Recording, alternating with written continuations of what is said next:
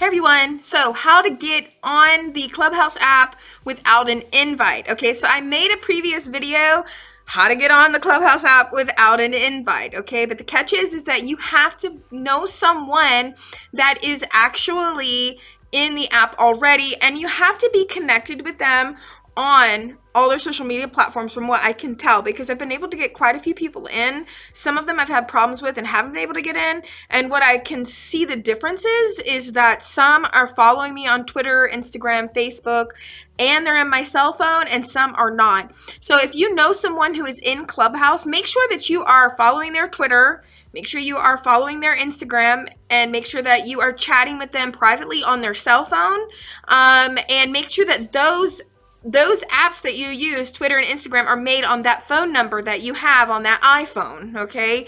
And then that should fix the problem and let that go through, okay?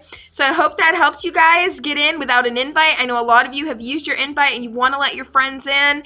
Just really work with them, you know, say, hey, make sure you follow me on Twitter, and maybe chat real quick on Twitter, chat real quick on Instagram. I know I've let people in that have never chatted with me on Instagram or Twitter, but they do follow me.